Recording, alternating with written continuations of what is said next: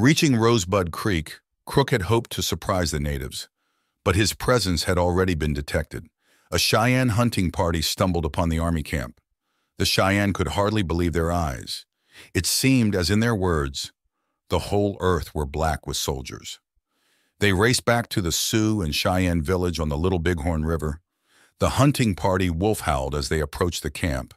In established alarm, the elders decided Crazy Horse would lead the warriors to battle while the rest remained at Little Bighorn. Warriors stripped for battle and proceeded to paint their faces and bodies for war. Women prepared the camp for a quick move, if necessary. Crazy Horse led the warriors and they rode out at night. Sitting Bull joined them, but wouldn't participate in the battle. He would provide moral support. The Great Sioux War of 1876, which included the Rosebud and Little Bighorn battles, was prompted by George Armstrong Custer's 1874 discovery of gold in the Black Hills of South Dakota. Over the next couple years, settlers swarmed the region. Although the Black Hills were part of the Great Sioux Reservation, and according to the Fort Laramie Treaty of 1868, settlers were not allowed in the reservation. A previous allowance of off-reservation hunting for the local Sioux and Cheyenne meant frequent confrontations between white settlers and the Native Americans. The U.S. government tried to buy the Black Hills from the Sioux due to the presence of gold. Despite not reaching an agreement, the War Department ordered Generals Crook and Terry to begin removing the free Sioux and make them all move to their reservations in January of 1876. Escalations in violence took place that winter and spring, and, coming summer, the Sioux and their Cheyenne allies gathered near the Little Bighorn River to discuss this issue and defend themselves. Crook's advance was part of a planned three-part June offensive. As he marched his men north from the Wyoming border, Colonel John Gibbon moved his men northeast up the Yellowstone River, and General Terry moved west with the 7th Cavalry Regiment, commanded by Colonel Custer. Reaching Rosebud Creek, Crook had hoped to surprise the natives, but his presence had already been detected. A Cheyenne hunting party stumbled upon the army camp. The Cheyenne could hardly believe their eyes.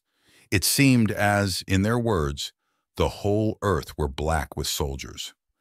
They raced back to the Sioux and Cheyenne village on the Little Bighorn River. The hunting party wolf-howled as they approached the camp.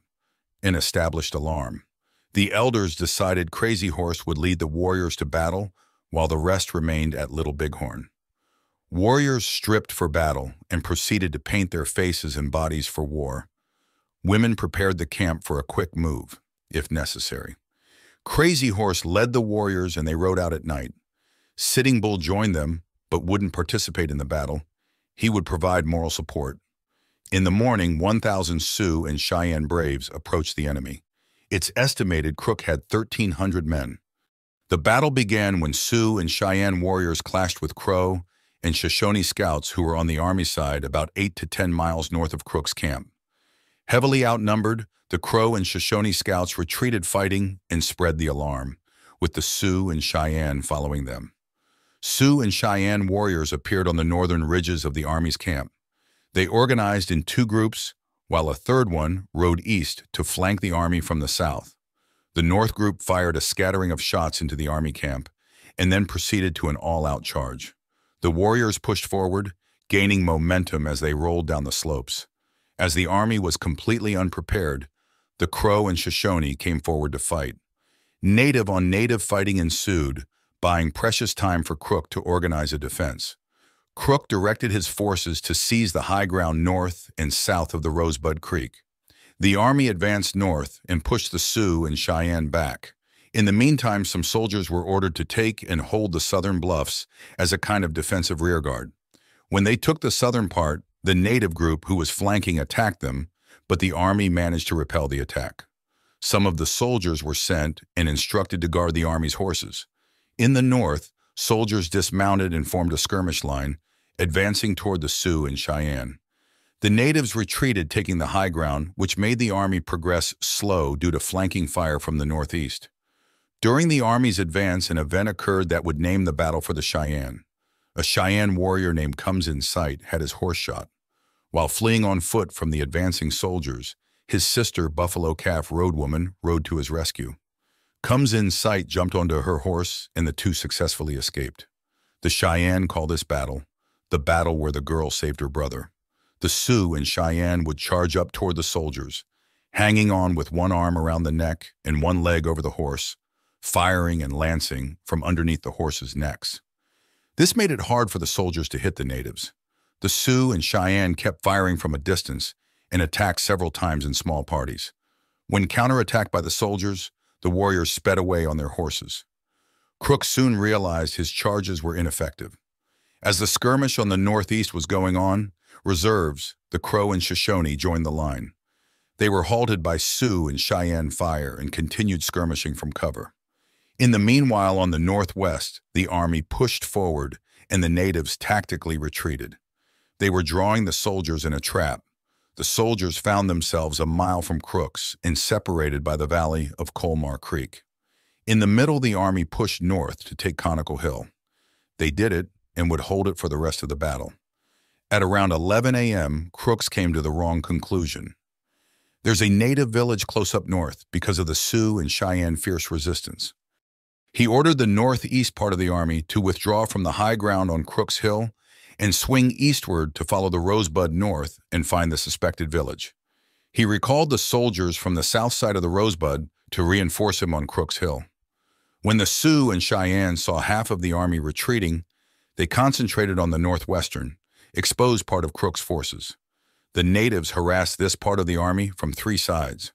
Around 200 soldiers held their ground for about an hour under fire from three directions, going back and forth with the natives. They were in danger of being cut off, so Crook sent orders to withdraw to Crook's Hill. Only a fifth of the soldiers withdrew and linked up, claiming later their forces northwest had been too engaged to withdraw. The natives northwest continued their attacks, so the soldiers began to withdraw southeast along the ridgeline. The Sioux and Cheyenne launched attacks but were unable to break the soldiers. Then a large group of Sioux and Cheyenne charged boldly down the valley of Colmar Creek, attacking the northwestern part of the retreating army. Close and hand-to-hand combat ensued with the soldiers being almost surrounded. They soon began to panic, but seeing the situation, the Crow and Shoshone charged and managed to push the Sioux and Cheyenne back. Crook then sent reinforcements to occupy a nearby hill to aid the soldiers northwest with long-range rifle fire. The Sioux and Cheyenne did not attempt any serious attacks on the reinforcements, acknowledging the longer range of their rifles as compared to the carbines other soldiers carried. The soldiers northwest continued their retreat and took a new defensive position, still being under heavy fire.